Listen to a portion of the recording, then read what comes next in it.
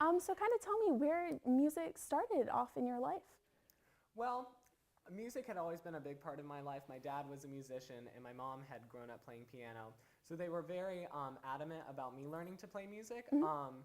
But I guess it really started when I got into high school. I started playing in the band, the orchestra. I was sang in the choir. But then junior year, I started to write my own songs as I'd had some big life experiences for the first time and wanted to share that. Okay, wow, awesome. And you are a recording artist. You have an album out that is available on all music platforms, correct? Kind of tell me that process and how you got into that and became a recording artist.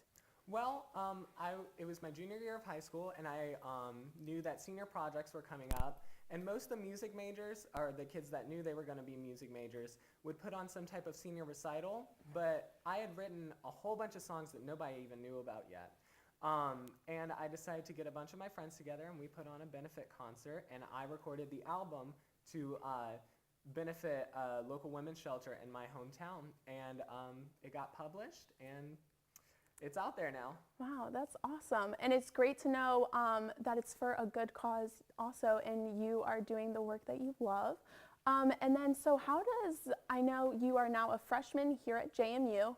So kind of how was that transition process being a recording artist at home? I know the transition from high school to college in itself for a student that's not a recording artist is sometimes difficult and there's a lot of changes. Kind of how has that impacted your songwriting? Well, I think coming to college definitely gave me more content to write about, but it's a little difficult because I don't have a studio I can go to every day and record exactly how I'm feeling. So I'm having to learn how to express my ideas in words rather than in recorded music necessarily. Right, okay. And then, so we were talking earlier, you have a second album that is planning to come out when? The plan is probably August of 2019. It'll be called Chapter 1 of the Rest of My Life, about coming to college and all the new experiences that go with that. Okay, wow, awesome. And then, so will that album be recorded in Harrisonburg, or kind of, are you going back to, you're from Pennsylvania, correct? So what are the plans for that?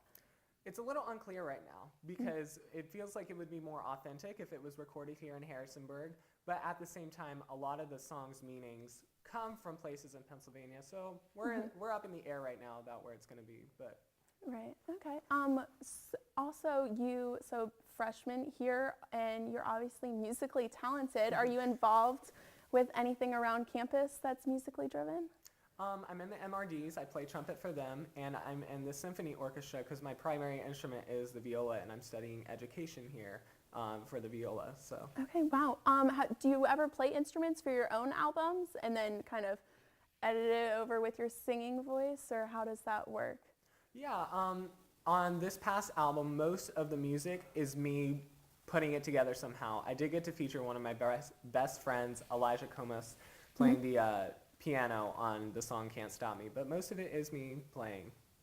Awesome. And then kind of, can we get a sneak peek? What kind of songs are going to be on the next album, or are they very similar to the first album, or is there anything that you know you're going to change?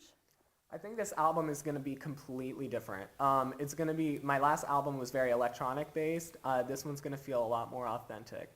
It's going to be a lot closer to how life experiences actually are instead of painting them up the way I want them to look. Okay, great. Well, thank you so much for being with us, Dave Simon.